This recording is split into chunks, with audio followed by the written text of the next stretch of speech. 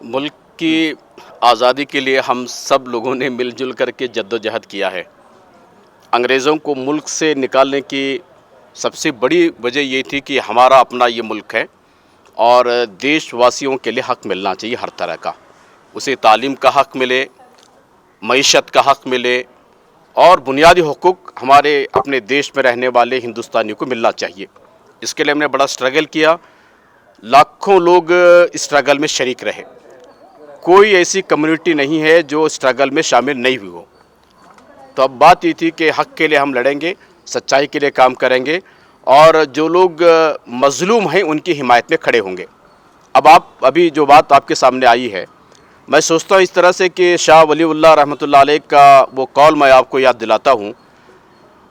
उस हुकूमत को हुकूमत में रहने का हक़ नहीं है या उन सियासतदानों को हुकूमत में रहने का हक़ नहीं है जो किसानों का हक़ अदा नहीं करते। फिर ये भी कहा गया कि ताजिरों के साथ अच्छा सलूक नहीं करते, किसानों का हक़ अदा नहीं करते, मज़दूरों का हक़ अदा नहीं करते। उन्होंने कहा कि ऐसे हुक्मरानों को हुकूमत में रहने का कोई हक़ नहीं है। अब ज़रा सोचिए कि हमारा देश अब किस तरफ जा रहा है। ये स्ट्रगल की ज़रूरत ही क्यों पड़ी? यहाँ किसान और मज़दूर से हमारा देश चलता है, किसानों और मज़दूरों चलता है। एक बड़ी आबादी हमारी है, किसानों की है, मज़दूरों की है, दलितों की है, अक़लियतों की है, गरीब लोगों की है। तो ज़रा सोचिए कि अगर किसानों पर, मज़दूरों पर कोई जुल्म करता है तो फिर उसे हुकूमत में रहने का हक़ कैसे बनता है? लिहाजा अब ये गुज़िश्ता साल जिस तरह से स्ट्रगल किया गया था, किसान तंजीमों ने बड़े पैमाने पर स्ट्रगल किया, लेकिन जो वादे हुकूमत ने उस वक्त मौके पर किए थे उन्होंने किसी भी एक वादे को पूरा नहीं किया। 1 साल गुजरने के बावजूद भी उस पर अभी कोई उन्होंने उसके अपने वादे को पूरा नहीं किया है। अब ये संयुक्त होराटा हो या किसान मोर्चा हो जो आलमी लेवल पे हम चला रहे हैं, कर्नाटक के अंदर ये स्ट्रगल ये सिर्फ किसान मोर्चा नहीं है जैसे बात हमारे सामने आ चुकी है। इस स्ट्रगल के अंदर संयुक्त होराटा, इसमें तमाम तबकात के लोग शामिल हैं। किसान हैं, दलित हैं, मज़दूर हैं, अक़लियतें हैं, पूरे मजहबी ग्रुप्स हैं, यहाँ वक्कलिया समाज के लोग मौजूद रहेंगे, इसके अंदर लिंगायत समाज के लोग रहेंगे, अनेक कम्युनिटी के लोग रहेंगे।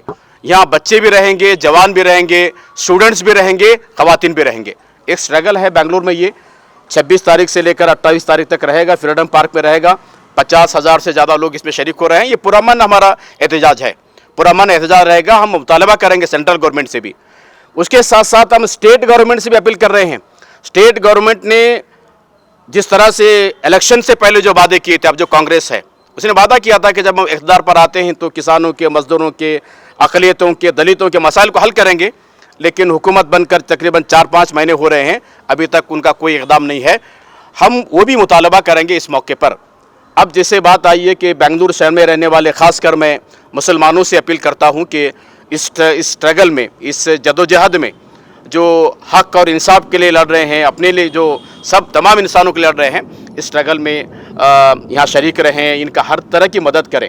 जिस तरह की बात हमारे सामने आई है, जितना कुछ हम मदद कर सकते हैं स्ट्रगल में, उनका ताउन करें, उनका साथ दें। और ज़ाहिर बात है कि हक़ और इंसाफ के लिए हम लड़ने वाले हैं और आइंदा भी स्ट्रगल हमारी जारी रहेगी।